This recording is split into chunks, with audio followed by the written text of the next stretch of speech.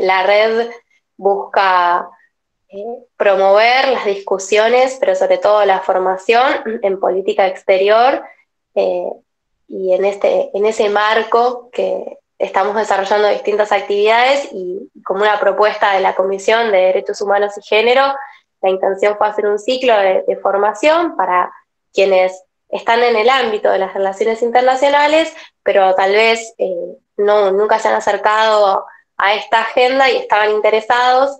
Entonces, en el marco de distintas políticas de derechos humanos y con perspectiva de género que tenemos y que promovemos desde la red, pensamos desde la comisión organizar este seminario, que es muy breve. La idea fue facilitarles textos sencillos que nos introdujeran a estos temas y después cada una de las compañeras que se especializan en estas temáticas sugirió bibliografía a modo de referencia, así que la idea es nutrirnos, dar debates, poder escucharnos y también generar instancias que nos permitan sacarnos dudas, a veces esas preguntas que nos cuestan hacer y que no sabemos cómo o sentimos un poco de vergüenza porque pensamos que deberían saberse y no, así que este es el espacio para eso.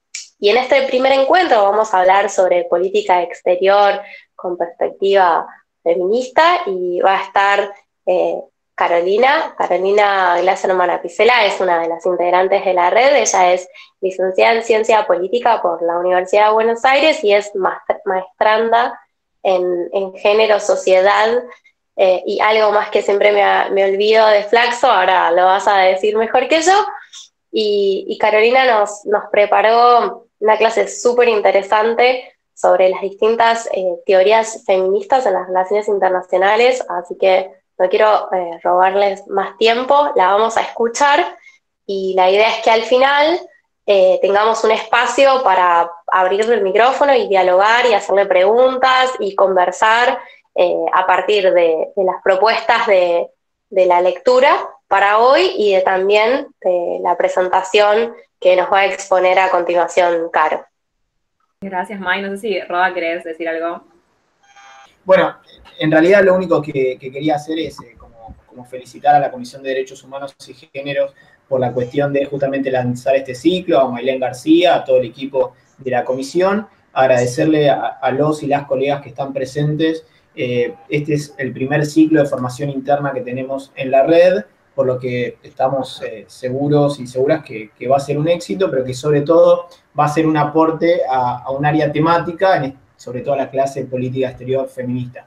Quería agradecerle, bueno, ahí veo a varios amigos y amigas, los y las miembros de la red. Lo veo que también está Horacio Ravena, que es vicepresidente del Comité de Desaparición Forzada y jefe de cátedra de una materia de la Universidad de Buenos Aires que tiene que integrar el tema de feminismo y que justamente creo que la clase de hoy va a ser un aporte para la cátedra y demás. Y bueno, solamente desearles muchos éxitos y agradecerle a Carolina la clase y demás que seguramente vamos a disfrutar. Muchas gracias y bueno, y adelante vamos. Bueno, gracias, May, gracias, Roda, y a la red por el espacio. La política exterior feminista y el enfoque feminista de las relaciones internacionales ha sido como mi primer encuentro con la academia y con la investigación. Ahora también me echo con otros temas, pero es algo que me sigue interesando y me parece súper importante desde la nueva configuración que tiene hoy en día la Argentina e incluso en este contexto tan adverso de la proliferación del coronavirus, pensarnos cómo nosotros y nosotras podemos integrar esta agenda. Pero para llegar a ese, que será el último punto, me interesa primero hacer un recorrido sobre qué entendemos por teoría de las relaciones internacionales feminista o con perspectiva de género, y después pasar a contarles qué casos tenemos en el mundo o existen paradigmáticos que han sabido poner en acto estos postulados. Para eso, bueno, yo sugerí dos textos, quizás el segundo era un poco extenso, me di cuenta después, pero para ponernos en tema, ¿no? Obviamente que la discusión no se reduce a lo que pueda decir en esos textos que seleccioné, pero era básicamente para, si alguien estaba muy perdido o perdida, pueda tener una primera aproximación. También lo que voy a intentar es partir desde una misma base, acá en la red tenemos profesionales de muchas disciplinas de las ciencias sociales, entonces quizás pueda sonar repetitivo en algunas partes, pero lo quería hacer lo más abierto posible para todo tipo de formaciones. Bien, para llegar a qué son las teorías o los enfoques en relaciones internacionales feministas, me pareció pertinente hacer un recuento de cuáles eran las teorías en relaciones internacionales hegemónicas hasta que irrumpe este nuevo enfoque.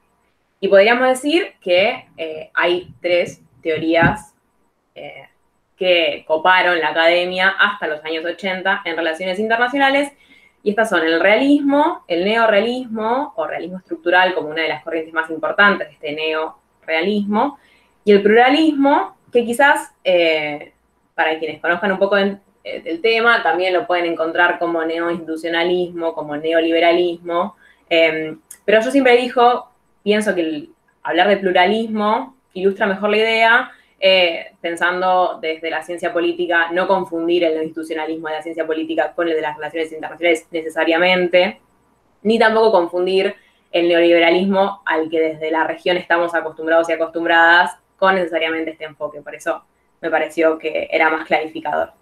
Bien, voy por orden cronológico. El realismo surge en un contexto donde la norma en relaciones internacionales era el conflicto y no la paz. O sea, luego del fracaso de la Sociedad de las Naciones y de la irrupción de la Segunda Guerra Mundial, los teóricos empiezan a preguntarse por el conflicto, por la guerra, por la seguridad nacional.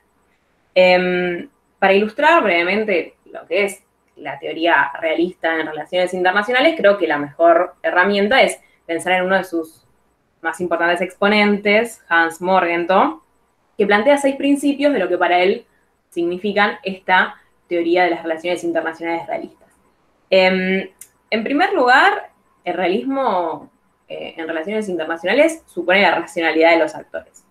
Supone que hay leyes objetivas que marcan el movimiento y la relación entre los actores internacionales y que los gobiernos tomarán decisiones en base a esa racionalidad. Otro punto muy importante es que el realismo concibe al interés nacional en términos de poder. El interés de las naciones es aumentar su poder, conservarlo y aumentar su poder. Y ese poder es visto en términos tradicionales, si se quiere, hoy podríamos decir reduccionistas, porque es principalmente el poder militar y en menor medida el poder económico. Después vamos a ver que hay otras teorías que piensan el poder de forma distinta y me interesa que esto se lo queden porque el feminismo en relaciones internacionales piensa específicamente el poder de forma diferente a lo que lo hace el realismo. Otra cuestión importante del realismo es que intenta separar la esfera de la política de otras esferas. Es decir, no ignora que hay tensiones morales al momento de que los tomadores y tomadoras de decisión tengan que adoptar una medida. Pero lo que dice es que la prudencia es aquella virtud que permite darle un filtro político, un filtro pragmático real a aquellas tensiones morales que pueden llegar a existir al momento de tomar decisiones. Y esa independencia de la esfera política quiere decir que la política se guía por reglas diferentes a otras esferas, como la economía, como la ética. Entonces, lo que busca es explicar de forma pragmática aquellos sucesos y hechos de la realidad internacional, siempre con un contexto pensando como horizonte la anarquía de ese sistema. La regla es el conflicto, es la guerra, no la cooperación. El problema principal que piensa el realismo es la seguridad nacional, vista en términos tradicionales, en términos de los elementos clásicos del Estado y cómo el Estado hace para conservar y aumentar su poder en pos de continuar y cuidar esa seguridad nacional. El contexto de estos pensadores es bien en los años 40, principios de los años 50, saliendo de la Segunda Guerra Mundial. Existe otro paradigma, que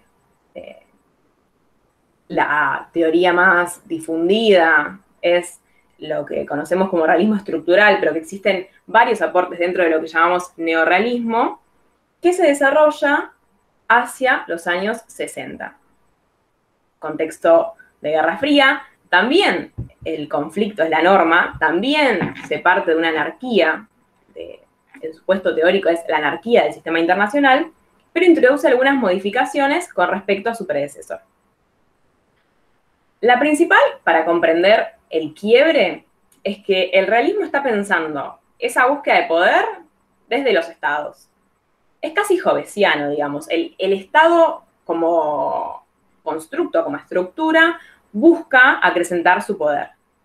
Acá el foco en el neorrealismo está puesto en una presión estructural. Piensa a nivel sistémico y no a nivel individual de los estados. Entonces, esa presión estructural, dada por la anarquía del sistema, es la que obliga a los estados a incrementar, ¿qué? A incrementar sus capacidades. Entonces acá, y esto es otro quiebre con respecto a la búsqueda de poder que piensa el neorrealismo, acá el poder va a ser el medio para acceder a esas capacidades económicas, militares. De vuelta, en eso no se diferencia el realismo. Pero sí ver al poder no como un fin en sí mismo, sino como un medio para acceder a incrementar esas capacidades. Otra cambio o aporte que introduce con respecto a su predecesor es pensar en una lógica posicional. En el realismo clásico, los estados lo único que hacen es competir entre sí. Y acá ve al sistema internacional como un tablero de posiciones donde el poder es el medio para incrementar capacidades, pero los estados pueden socializar entre sí, se imitan y ven, copian, compiten también, pero hay un reconocimiento de ese posicionamiento en el sistema internacional. Por acá, los paradigmas realistas, tanto el clásico como el estructural, que piensa a esta anarquía del sistema internacional, pero como una presión sistémica y no precisamente estatal. Ahora, como último punto, las teorías pluralistas vienen a trastocar un poco esta lógica, porque la norma del sistema va a empezar a ser la cooperación y no el conflicto y la guerra. Es importante entender el contexto de dónde surgen estas teorías, hacia los años 70, donde se empieza a dar una lógica de détente o de apaciguamiento de la tensión, y se empiezan a firmar los tratados de no proliferación entre las dos potencias bipolares. Entonces, lo que piensa este paradigma es, hay otros actores en la lógica de la política internacional que van más allá de los estados, que son actores extraestatales. Entonces, introduce la esfera de la sociedad civil a pensar la política exterior. Y a la vez afirma que la agenda de la política internacional no se compone únicamente de cuestiones militares. Y no por o no necesariamente como un aporte normativo, sino porque los costos que suponen la utilización del poder militar a veces son más altos que las ganancias. Entonces, hay una concepción y un aporte desde lo que es la negociación de otros temas que van más allá de lo militar específicamente, que introduce el esquema y el aporte pluralista. Entonces, trastoca la lógica del conflicto para pensar al sistema internacional como un entramado de relaciones que crea sus propias normas, que crea sus propias instituciones para predecir los eventos de los otros estados y piensa la cooperación como aquella herramienta que le permite mantener ese equilibrio. Bien, esto un poco para hacer un muy breve repaso sobre las teorías dominantes, digamos, o que existen en relaciones internacionales hasta la llegada, digamos, del enfoque feminista, que es el tema que nos compete. Yo elijo de hablar de teorías en sentido amplio, pero hago una pequeña nota al pie, y es que si nos ponemos estrictos, dado el grado de sistematicidad, que epistemológicamente necesita una teoría para llamarse tal, el aporte feminista sería más un enfoque, y vamos a ver con posterioridad de que no hay un único enfoque feminista en relaciones internacionales, sino que los aportes se dan desde distintas vertientes del feminismo. Así que hago esta pequeña aclaración, donde en verdad es un enfoque y aún no adquirió el grado de sistematicidad necesaria para hablar de teorías.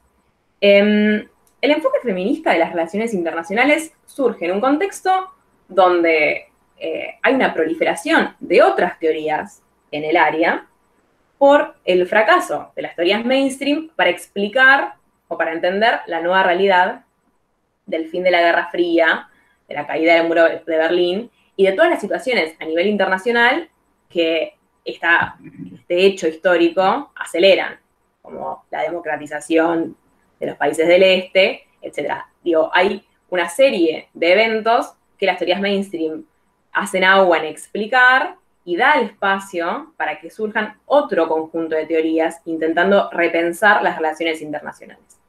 Y otro punto, eso a nivel general, pensando al enfoque feminista en un conjunto con otros enfoques que surgen contemporáneos. Y después, algo muy importante, es que surge en un momento de que desde el feminismo, y acá me tomo 2 segundos para explicarlo porque nunca hay que darlo por obvio, que desde el feminismo llamamos la segunda ola. Y me permito hacer otra aclaración, que es que la segunda ola que se desarrolla en el hemisferio norte desde la década de los 60 hasta los 80, y hago el hincapié en el hemisferio norte porque no necesariamente el sistema tradicional de oleaje, de olas del feminismo, nos viene bien para explicar los feminismos latinoamericanos. Creo que esa es una visión que posteriormente voy a volver a introducir sobre la importancia de pensar también América Latina desde América Latina y no siempre importando paradigmas o teorías. Pero bueno, si pensamos que el enfoque feminista surge con fuerza desde los Estados Unidos y Inglaterra, se da en un contexto de la segunda ola. La segunda ola del feminismo se diferencia de la primera, que la primera lo que va a hacer es pensar que los obstáculos legales que tenían las mujeres para vivir en igualdad de condiciones con los varones.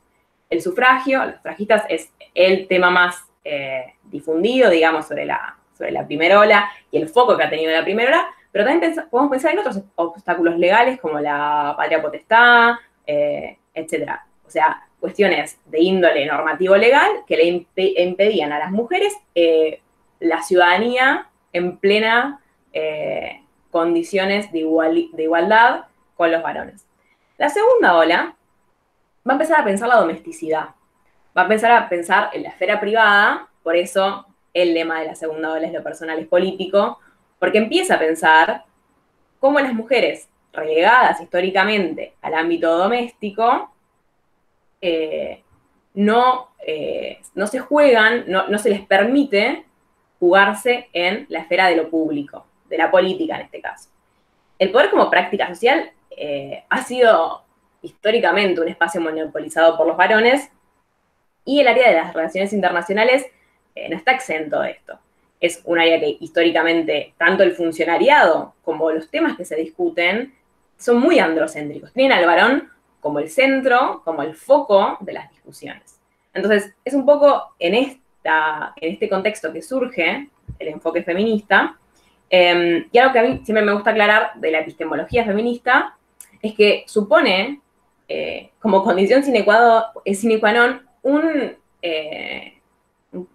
supuesto, un interés normativo emancipador. O sea, el feminismo no solamente se piensa desde la academia, sino que está todo el tiempo en diálogo con la praxis y con la acción política de forma dialéctica. A título personal, adhiero a quienes piensan que cualquier teoría, incluso la que se piensa más objetiva en términos tradicionales, suponen objetivos, intereses y fundamentos normativos. Pero la cualidad, la diferencia del feminismo es que es explícito, digamos, no es algo que oculta, sino que es un componente muy importante de su formación.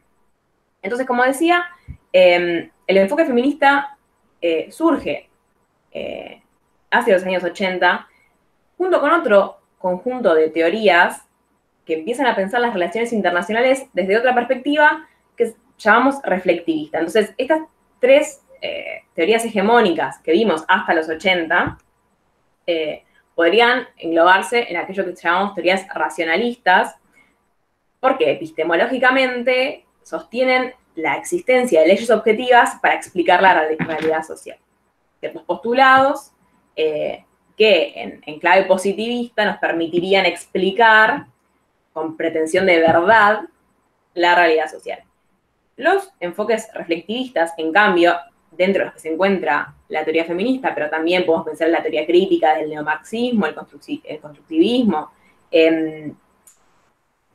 buscan estudiar la realidad social desde la interpretación, desde un método hermenéutico, desde pensar cómo perciben, a su vez, los sujetos aquella realidad social, incorporando otras esferas, como la esfera cultural, y pensar desde la subjetividad.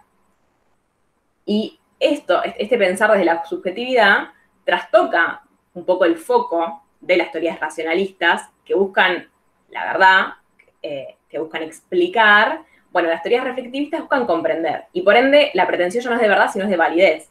Es la epistemología situada, el conocimiento situado, y seguir un método, lo que puede proporcionarte es validez, no necesariamente verdad como una cuestión absoluta. El enfoque feminista se inscribe dentro de estas teorías reflectivistas que surgen hacia esta época.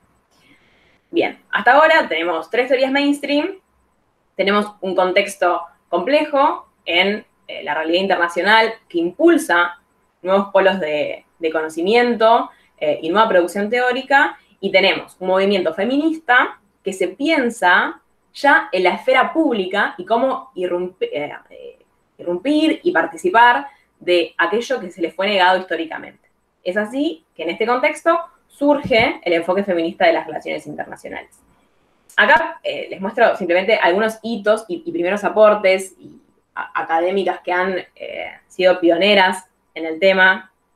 Se crean hacia los años 80 secciones dentro de la International Studies Association y también un grupo de relaciones internacionales y género en la British International Studies Association. Inglaterra es el polo principal desde donde salen las primeras académicas que piensan el feminismo en términos, en las relaciones internacionales en términos feministas, y están estos dos artículos pioneros. El de Ann Tinker es interesante porque toma los 6 principios de los que le hablaba al principio de Morgenthau y los rebate afirmando que las mujeres no existimos en la política internacional. O sea, ¿qué pasa? Que no se tiene en cuenta a las mujeres al momento de las negociaciones y al momento de pensar cómo es que funciona el sistema internacional. Y después, el libro Bananas, Beaches and Bases, Playas, Bananas y Bases, de Cynthia Lowe, afirma algo que después las académicas que hoy hacen teoría feminista desde las relaciones internacionales todo el tiempo están enfatizando, que es lo personal es internacional, como aquel lo personal es político de la segunda ola. Y es un aporte interesante porque cuenta dónde están las mujeres. Es como, hasta ahora no existimos, nadie habla de nosotras en las relaciones internacionales. Entonces, habla de, por ejemplo, la romantización de la prostitución obligada en los países en guerra, o cómo las mujeres de los diplomáticos hay como una empuje y obligación de acompañar, de ir y no pensando en el propio deseo, en las propias ganas. Empieza a visibilizar dónde están las mujeres en el ámbito internacional a fines de los años 80. También algo interesante que plantea ese libro es cómo desde el Estado norteamericano de Estados Unidos se romantiza a las mujeres que esperan a los soldados, ¿no? Como ese lugar masculino de la guerra y de la violencia, y de la mujer que espera, que manda cartas. Es un gran acto de visibilización lo que se hace a través de ese libro, Y Cynthia Lowe, posteriormente, es una de las académicas que más desarrollo ha tenido en el enfoque feminista de las relaciones internacionales. Acá me gustaría presentar un poco los pilares fundamentales de lo que hoy inclusive sigue teniendo como fundamento, como principales postulados, los enfoques feministas. Y empiezo a hablar de los enfoques feministas en relaciones internacionales porque me interesa que después podamos ver desde dónde hablan los feminismos, desde qué aristas políticas hablan los feminismos, para que después cuando nos sentamos a leer a alguna académica que habla del tema, entendamos desde dónde habla. Pero hay algunos pilares que comparten, incluso diferentes enfoques, que son estos que no necesariamente son exhaustivos, ¿no? Pero que les comparto acá. Lo principal, tomo del libro de Lowe, Lo personal es internacional. Lo que busca el enfoque feminista en relaciones internacionales es visibilizar a las mujeres en la esfera pública. Hay una invisibilización histórica de las mujeres en las relaciones internacionales, como dije antes, desde la praxis política, desde llevar adelante las políticas públicas en política exterior, así como en pensarlas parte de los conflictos, en parte de las guerras, qué pasa con las mujeres en los desastres humanitarios, qué pasa con las mujeres con la globalización. Bueno, lo que busca es eso, es visibilizar a las mujeres dentro de la arena internacional. El segundo punto me parece muy interesante porque, como les hablaba hace un rato, con esa visión de poder que tiene el realismo, en términos, podríamos decir hoy, bastante reduccionistas, como el poder como el interés nacional, y ese poder, a su vez, es un poder armamentístico, militar. El enfoque feminista propone otra visión de poder. El poder como capacidad de actuar de forma concentrada. Es una forma de abandonar esa visión tradicional como una mera suma de capacidades militares y pensar al poder como una herramienta emancipadora, como la capacidad de actuar de forma concertada, colectiva y pensando en un enfoque normativo, en un enfoque emancipador. Y esto se relaciona, digamos, con el próximo punto, que es el rechazo a la guerra como forma legítima de preservación del Estado. O sea, no hay legitimidad que valga en los conflictos armados. No es el medio por el cual legítimamente un Estado conserva ese poder, que sería su fin último, o de último medio para aumentar sus capacidades y fortalecerse en la arena, fortalecer su posición en la arena internacional, sino que la guerra pierde completamente legitimidad.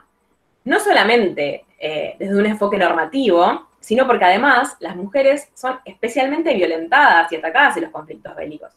Pensemos Ruanda, pensemos damas de compañía coreanas, o sea, las mujeres son especialmente víctimas de esos conflictos, o sea que no a la guerra desde un punto de vista normativo y tampoco porque son especialmente víctimas de aquellos conflictos. En cuarto lugar, el enfoque feminista de las relaciones internacionales busca visibilizar cuáles son los impactos económicos de la economía global en las mujeres. Como pasa con el área internacional, el área económica también es un lugar de la hechura de lo público, donde en general no hay mujeres. Entonces, la falta de presencia de las mujeres en esas áreas y además los impactos diferenciados que tiene la economía de mercado y la globalización sobre las mujeres es algo que el enfoque busca visibilizar y dimensionar.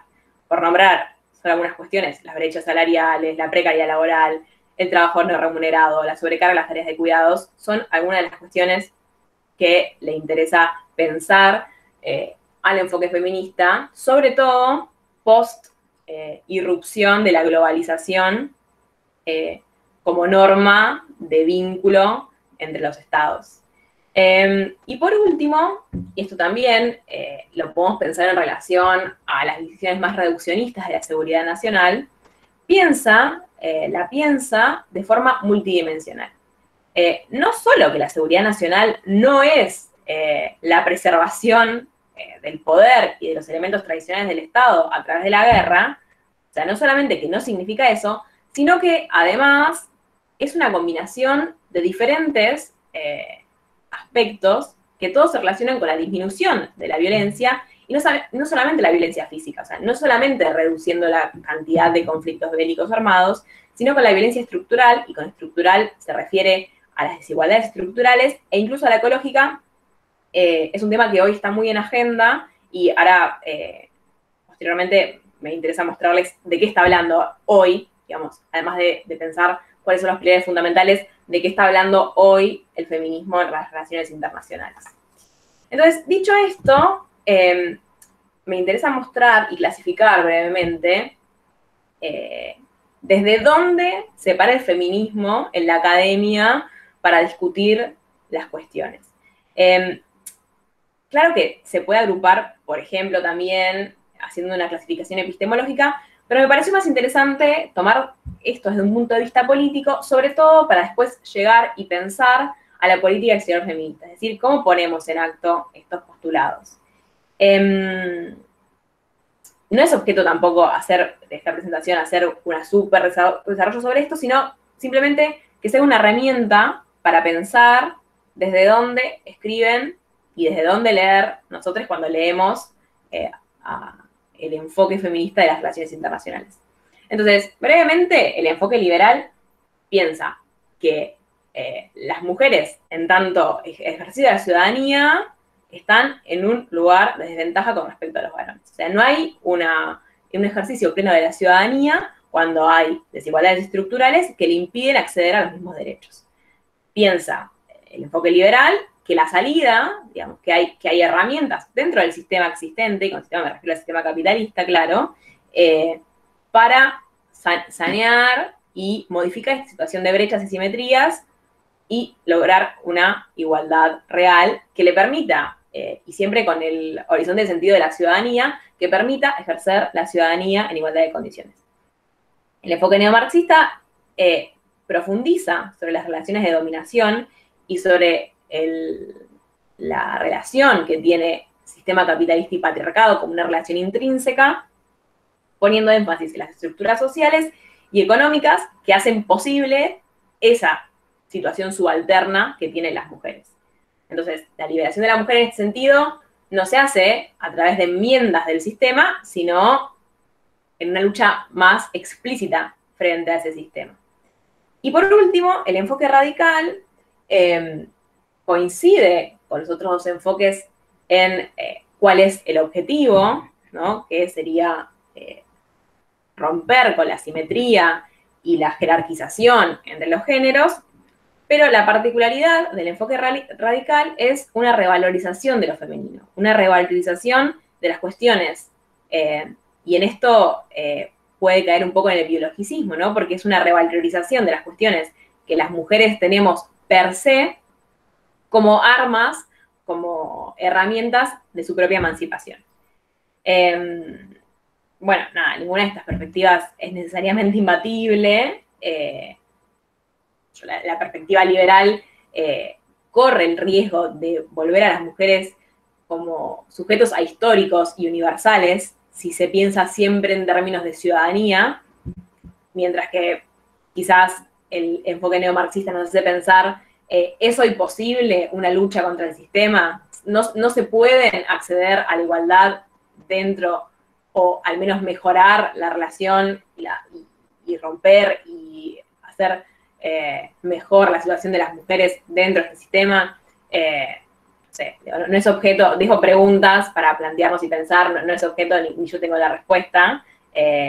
Y claro, como decía, desde el enfoque radical es caer también en un punto, en un biologicismo que muchas veces lleva a, y de hecho muchas feministas radicales, académicas, lo explicitan, ¿no? Como la maternidad como herramienta emancipadora. Bueno, no lo sé, digamos, no tengo una respuesta, es simplemente para tirar algunas preguntas y repensar desde dónde hablan los feminismos cuando estudian al patriarcado y a la relación asimétrica entre varones y mujeres.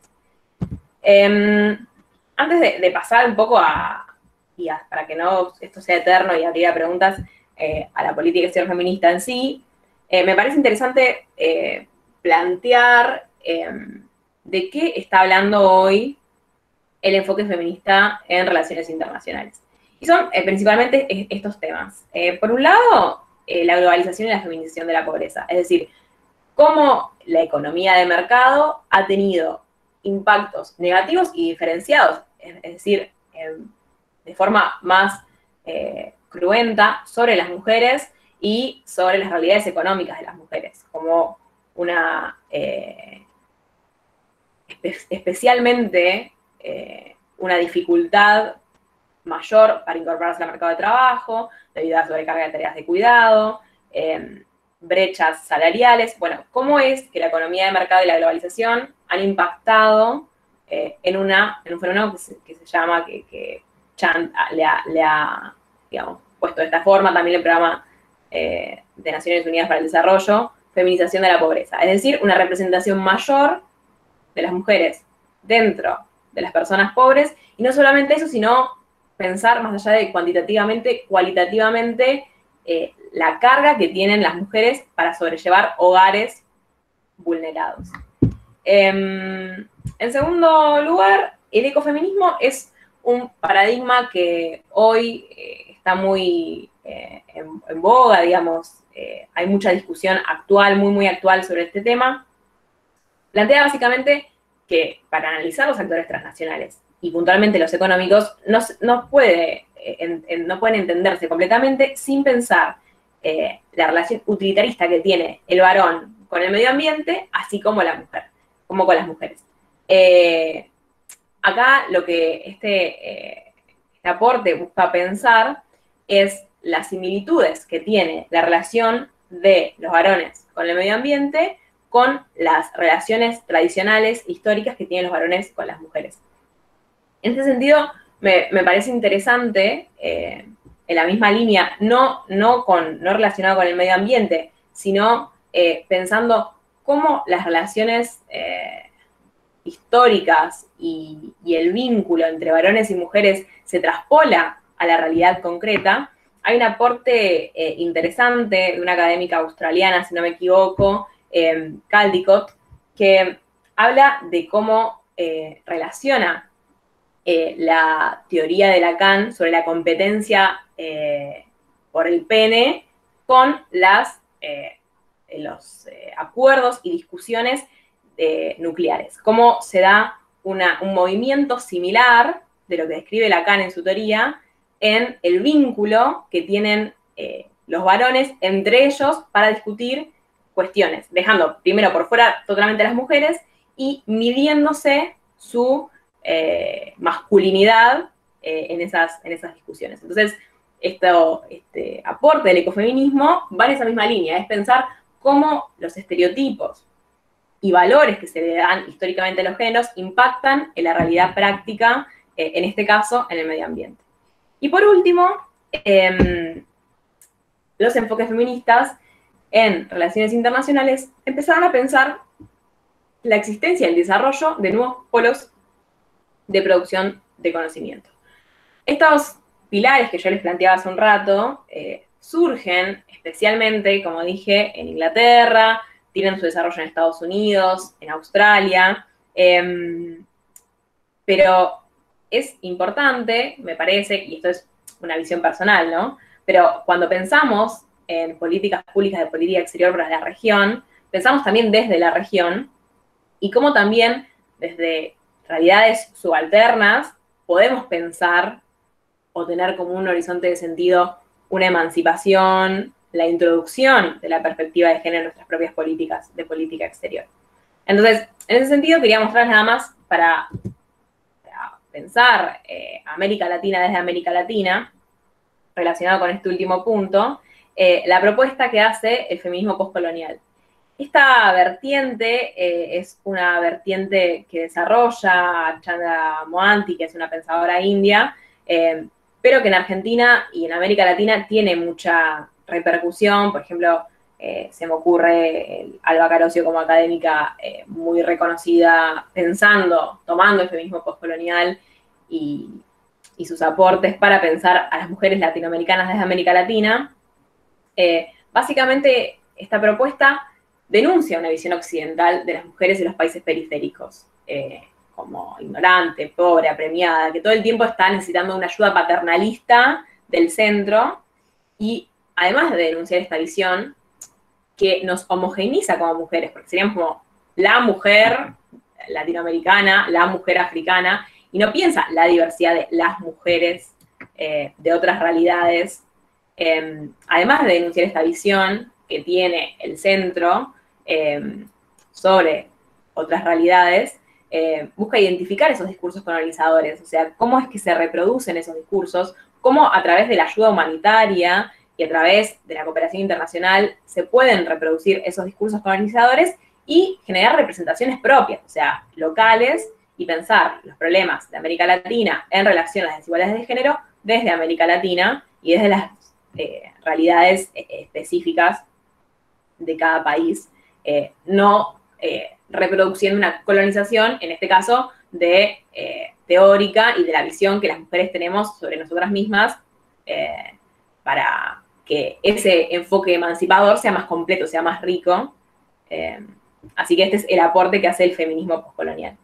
Para mí resulta un desafío todo el tiempo estar en diálogo con las teorías que han sabido desarrollar la temática de forma pionera y que aportan muchísimo a pensar el tema, como Ann Tinker, Cynthia Lowe, estar todo el tiempo en diálogo con eso, junto con pensarnos de América Latina. Yo creo que es un desafío que tenemos como investigadores y ciencias sociales latinoamericanos y latinoamericanas, es todo el tiempo permitirnos ese diálogo y no olvidar pensarnos desde nuestra realidad local. Bueno, hasta aquí he intentado hacer un panorama de lo que significa, de lo que está pensando desde los distintos enfoques de los aportes feministas en relaciones internacionales. Para cerrar, quería mostrar algunos ejemplos de cómo poner en acto estos postulados. Es decir, cómo trasladamos estos aportes teóricos a la praxis de la política exterior. Y acá tomo una definición de Albon y Laurel, que es el texto que les había sugerido como lectura, pero, digamos, ellas definen a la política exterior feminista como un curso de acción externa guiado por el compromiso con la igualdad de género y que busca resolver los problemas del patriarcado, de la inequidad sexual y la estigmatización de las sexualidades diversas. Es una definición guía. Yo creo que la clave acá es pensar, y quienes, por un lado, pensamos de la Academia de Feminismo y además militamos el feminismo, lo que decimos es pensar con lentes violeta. Ponernos los lentes violeta, los lentes de la perspectiva de género, para pensar también la política exterior y transversalizar esa perspectiva en el desarrollo de las políticas públicas y, en este caso, en la aplicación y el desarrollo de la política exterior de un Estado. Bien. Elijo mostrarle dos ejemplos. En primer lugar, voy a hablar sucintamente del caso sueco. Hay otros casos en Europa, como el caso de Canadá y de Francia. Después, si no, en el momento de preguntas podemos hablar más de esos temas. Elijo Suecia porque es el caso mejor logrado y que más íntegramente ha propuesto una política exterior feminista en las cuatro, digamos, vertientes desde donde podemos pensar tradicionalmente las relaciones internacionales, como el comercio, la diplomacia, la defensa y la ayuda humanitaria. Los ejemplos de Canadá y Francia quizás están un poco más a mitad de camino o habrá que darles más tiempo de desarrollo. La realidad es que Suecia plantea una política exterior feminista desde el 2014 con un plan de acción de 2015-2018 con algunos objetivos que bastante se ha logrado en esa línea. Por presentarles algunos, Suecia tiene una política enfática de prevención de violencia de género en desastres humanitarios. Cuando se da intervención o participa en intervención en contextos bélicos, es algo que se introduce, capacitación y una esfera que está tenida en cuenta al momento de intervenir. Especialmente en África se dieron estas intervenciones. También asegurando la participación de mujeres en los procesos de paz. Y acá me parece interesante que decir, quizás es algo obvio, pero si todos conocen que existe una resolución del Consejo de Seguridad de Naciones Unidas, la 1325 del año 2000, que habla de la importancia de que las mujeres participen en los procesos de paz. En este caso pienso específicamente en Colombia, donde Suecia también intervino y participó, pero bueno, hay una resolución que tiene 20 años, pues es una de las primeras, digamos, formas más concretas de cumplimiento y de seguimiento de esos lineamientos, de incorporar a las mujeres dentro de los procesos de paz. También Suecia busca incluir una perspectiva feminista en el desarme y la no proliferación, y acá tiene que ver con lo que pensábamos antes de pensar a la seguridad nacional en términos más amplios, en términos de el fin de la violencia, y el poder en términos también más amplios, como emancipación, como forma de actuar colectiva, y no el poder como igual poder militar o armamentístico. Suecia ha tenido una política muy fuerte de ampliación de los recursos para la cooperación en derechos humanos, en capacitación, en programas de empoderamiento. Algo que hace Suecia también mucho y ha hecho en estos últimos años es asesoría legislativa a diferentes parlamentos del mundo sobre la introducción de normas que van desde los cupos, de fomento a la actividad de las mujeres, de fomento a la incorporación al mercado laboral, de generación de sistemas de cuidados. Entonces, a través de la cooperación, del financiamiento y la asesoría, intervienen en esos procesos en otros países. Y también, algo interesante, es que realiza un estudio y una medición sobre los efectos negativos de las decisiones comerciales sobre la equidad de género. ¿Cómo impacta el comercio internacional, el libre mercado sobre la equidad? Acá pensando también en los impactos económicos diferenciados de la globalización que tienen sobre las mujeres.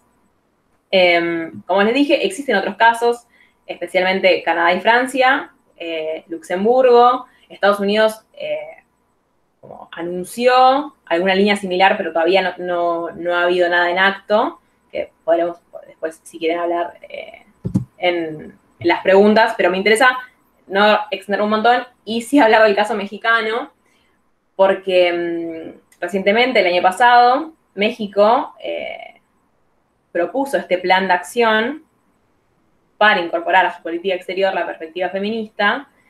Aún es muy pronto para medir y hacer un análisis de impacto, o incluso una IG, lo que decimos, un análisis de impacto de género, pero resulta interesante por ser el primer caso en América Latina que propone algo de la índole. Creo que son lineamientos muy generales, por ejemplo, como ven, incorporar la perspectiva de género para lograr la igualdad sustantiva, digamos, son lineamientos no tan concretos como el caso sueco o incluso los casos de Canadá y Francia, pero sí muestran una intención, una voluntad de ir hacia cierto objetivo y de posicionarse en una agenda.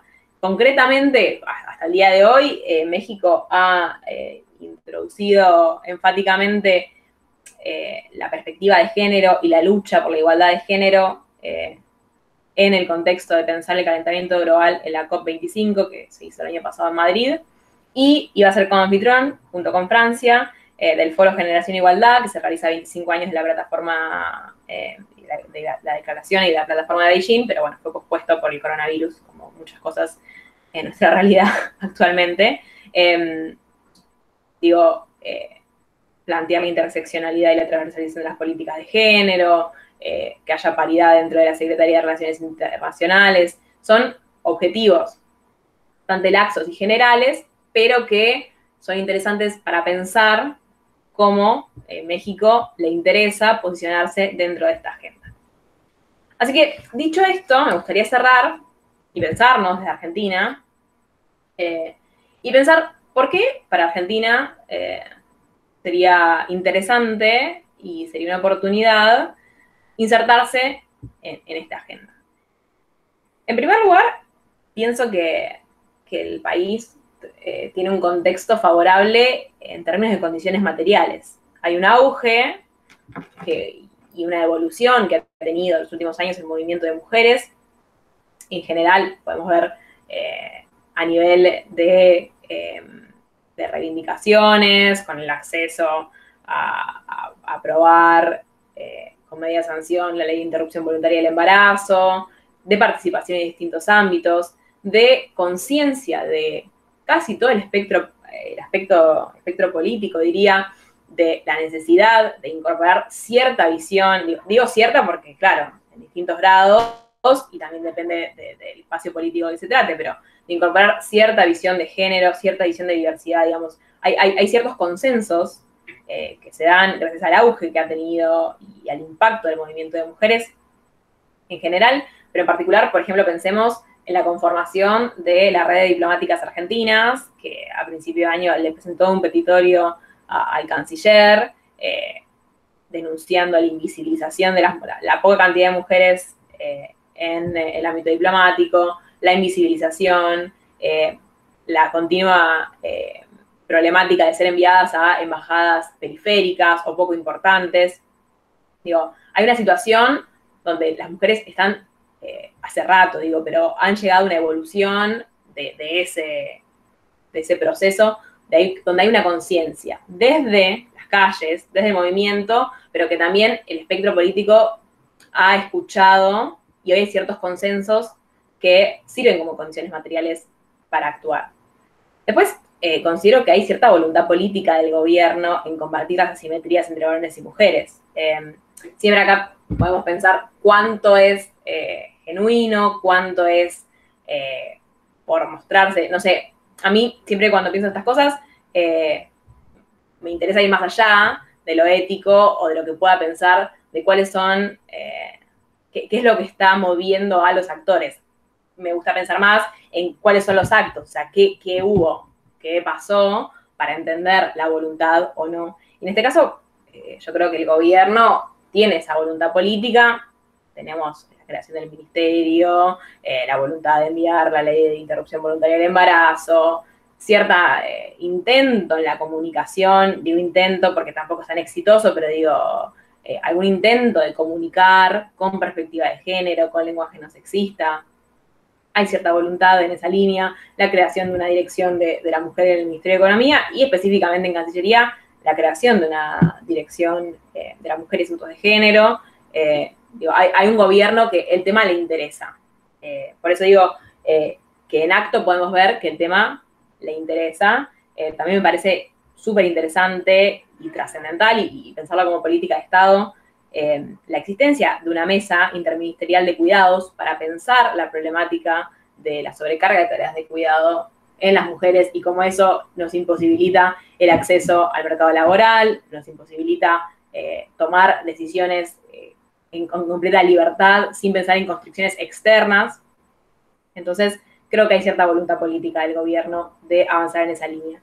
Después, hay hoy en América Latina un cierto vacío de liderazgo progresista. Tenemos el caso mexicano, por ende, digamos, también es el único caso que existe en América Latina que al menos ha planteado la voluntad de dirigirse en esa línea, pero, bueno, también la imagen de AMLO ha sido perjudicada por la gestión que ha tenido México del coronavirus, o sea, tampoco es que México hoy está cómodamente instalado como el liderazgo progresista de la región.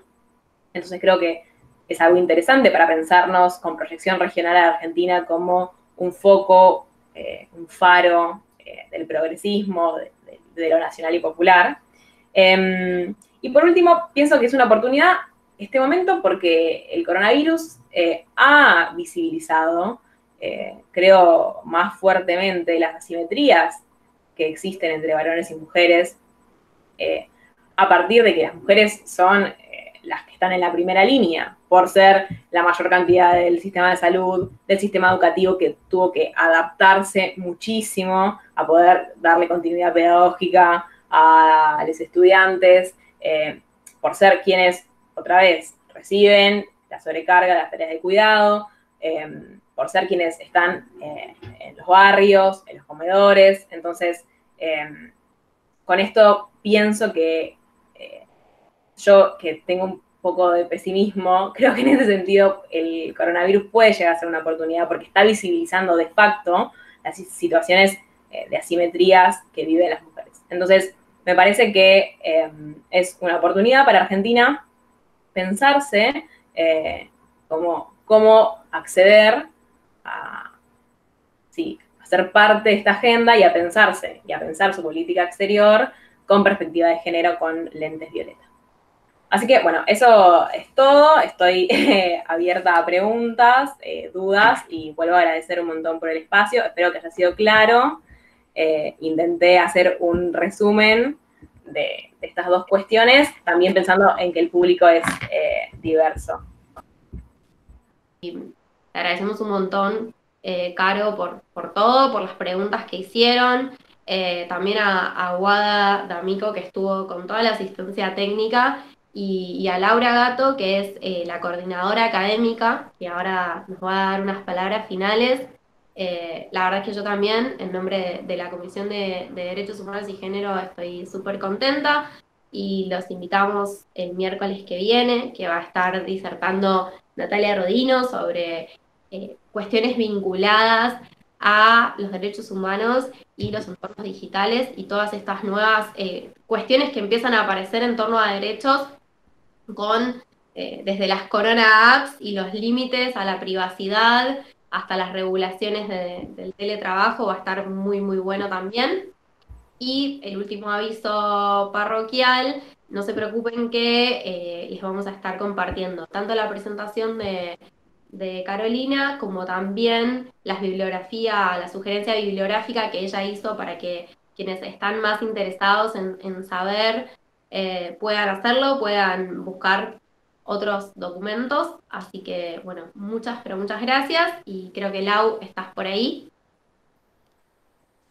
Sí, acá estoy. Bueno, gracias, May, por la presentación. Gracias a Caro también. Desde la Secretaría Académica agradecemos mucho a la Comisión de Derechos Humanos y Género por esta iniciativa, que por suerte la vamos a estar repitiendo todos los miércoles de julio.